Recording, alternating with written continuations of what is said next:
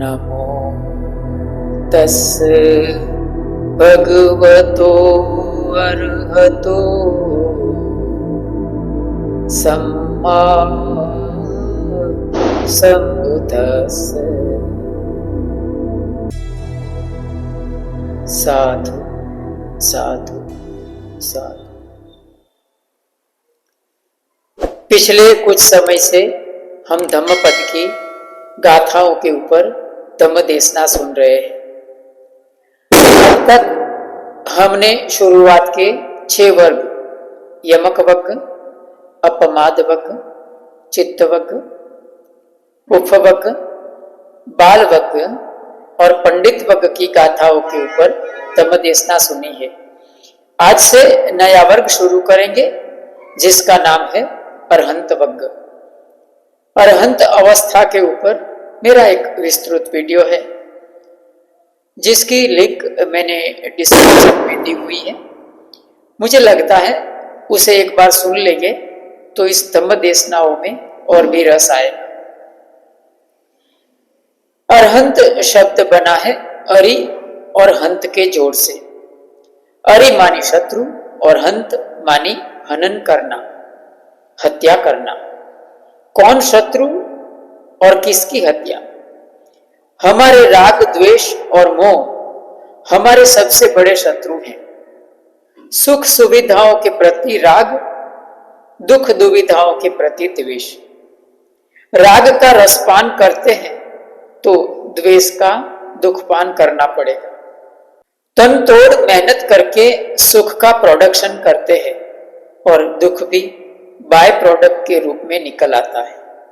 सुख के लिए प्रयत्न करना पड़ता है जबकि दुख हम पर जबरन थोपा जाता है। स्वास्थ्य के लिए 1000 तरह के उपाय करने पड़ते हैं और बीमारी बिन बुलाए मेहमान की तरह आ जाती है, एक के साथ एक फ्री। यह राग, द्वेष और मोह का परिणाम है जिसका खत्म हो जाना अरहत्व का प्रमाण है। आज की धम्म देशना में अरहंत को कष्ट नहीं होता, इस बात पर बल दिया गया है। क्या ऐसा हो सकता है कि शरीर पर जख्म हो और हमें पीड़ा ना होती हो? हमारा शरीर बहुत रहस्यमय रचना है। हम मानस के अभ्यास से आश्चर्यजनक परिणाम ला सकते हैं। ध्यान, समाधि, एकाग्रता, हिप्नोथेरेपी इत्यादि जैसे उपाय से हम पीड़ा के अनुभव से मुक्त हो सकते हैं। आदरणीय दलाई लामा की किताब द माइंड्स ऑन फिजिशियन में तुम्मो नाम की एक तिबेटियन ध्यान पद्धति का उल्लेख है। इस ध्यान पद्धति के अभ्यास से जब चाहे तब शरीर को दर्द के अनुभव से मुक्त कर सकते हैं। इंटरनेट पर खोजने से आपको ऐसी कई घटनाएं देखने को मिलेगी जिसमें कुछ असाधारण लोग बिना एनेस्थेसिया के शरीर पर सर्जरी करवाते हैं। ये लोग अपने मानस को सर्जरी के स्थान से हटाकर किसी और स्थान पर लगा देते हैं। मानस का केंद्रीकरण तीव्र होने के साथ साथ सुखदायक भी होता है। इस तरह मानस और जख्म का संपर्क कट जाता है। इस कारण से जख्म का दर्द अनुभव नहीं होता। आपने कभी महसूस किया है जब घर परिवार में कोई भला बुरा प्रसंग हो तब हम कैसे एक्टिव हो जाते हैं? हम असामान्य शक्ति लगाकर काम करने लगते हैं। बाद में जब प्रसंग खत्म हो जाता है तो बदन दर्द अनुभव करते हैं। ऐसा होने का कारण है मानस का अलग कार्य पर केंद्रित हो जाना। काम के उत्साह में चोट का पता नहीं चलता है। खून भी निकल आएगा लेकिन पता नहीं चलेगा। हमको यह तक पता नहीं चलता है कि हमको क्या चुभा है हमको क्या लगा है, क्योंकि मानस अलग जगह पर एकाग्र हो गया होता है। कहा जाता है कि महावीर स्वामी के दोनों कान में एक ग्वाला ने कील मार दिए थे, लेकिन वो ध्यानस्थ अवस्था में स्थिर थे। उनके चेहरे पर सिकन तक नहीं आई। क्यों? क्योंकि उनका मानस शरीर में किसी स्थान पर समाधि के परम सुख में लीन था। जख्म के साथ संपर्क टूटा हुआ था। यह मानस की एक असाधारण सिद्धि है। अरहंत बुद्ध लोक कल्याण के लिए सौपाधि शेष निर्वाण में रहते हैं। काया से काम लेने के लिए उनके हल्के फुल्के पानी पर खींची जाती लकीर जैसे संस्कार बनते हैं और मिटते रहते हैं।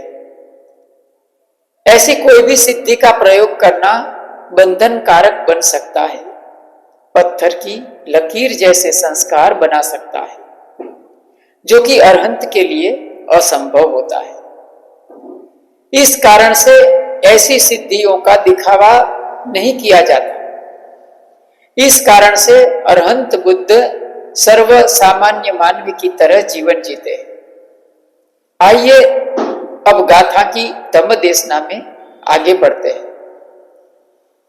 यह धम्म देशना तथागत बुद्ध, देवदत्त और जीवक वैद्य की एक घटना पर आधारित है। धम्मपद के अरहंत वर्ग की प्रथम गाथा है। ओवरऑल देखा जाए तो ये 90 नंबर की गाथा है। गतद्वीनो विशोकस विपमुत्तस सबधि सबगत्थपहीणस परिलाहो न विचति परिलाहो न विचति। जिसने मार्ग पूरा कर लिया है, जिसका संसार में आवागमन समाप्त हो चुका है, जो सभी तरह से विमुक्त है, जिसकी सभी ग्रंथियां खुल गई, ऐसे व्यक्ति के लिए कोई संताप कष्ट नहीं रह जाता। साधु साधु साधु। देवदत्त ने यह प्रण कर लिया था कि तथागत की जान ले लूंगा। उसने गृद्धकुट पर्वत से एक चट्टान खिसका दी। उसका पर्वत की दूसरी शिलाओं से टकराने से अनेक टुकड़े हो गए और एक टुकड़ा शाक्य मुनि बुद्ध के पैर के अंगूठे में लगा। खून बहने लगा, घाव हो गया। वो घाव फरसे से लगे घाव की तरह दिख रहा था। शास्ता ने जीवक के पास ले चलने के लिए सलाह दी। भिक्षु तथागत बुद्ध को लेकर जीवक के आम्रवन में पहुंचे। जीवक राजगिरी का प्रसिद्ध वैद्य था और बुद्ध का भक्त भी था। उसने अंगूठे पर तीक्ष्ण मलहम पट्टी लगाकर शाक्य मुनि बुद्ध से कहा कि बनते, मुझे राजगिरी में अन्य मरीजों को देखना है, उन्हें देखकर वापस आता हूं, तब तक यह पट्टी बंधे रहने देना। ऐसा कहकर जीवक चला गया। लेकिन मरीज देखते देखते उसे देर हो गई। वो शास्ता के पास आना चाहता था, मगर नगर के सभी दरवाजे बंद कर दिए गए थे। वो आ नहीं पाया। लेकिन उसने विचार किया कि अरे, मैंने बहुत गलत कर दिया। शास्ता का पट्टी खोलने का समय हो गया है। अगर पट्टी समय से खोली नहीं गई तो उन्हें रात भर बहुत दर्द होगा। दूसरी तरफ शाक्य मुनि बुद्ध ने आनंद स्थविर को बुलाया और कहा, आनंद, जीवक ने कहा था कि वो इस समय तक आ जाएगा, लेकिन लगता है नगर के द्वार बंद हो जाने के कारण वो आ नहीं पाया। मेरे अंगूठे की पट्टी खोल दो। आनंद ने पट्टी खोल दी। घाव सूख चुका था। उधर जीवक सुबह सुबह शाक्य मुनि बुद्ध के पास आ पहुंचा। पहुंचकर पूछा कि बनते, क्या शरीर में तकलीफ हो रही है? शाक्य मुनि ने उत्तर दिया, जीवक, जिस दिन से बोधि लाभ प्राप्त किया है उस दिन से मुझे ना कोई दुख है, ना तकलीफ, ना कोई कष्ट है और ना कोई पीड़ा।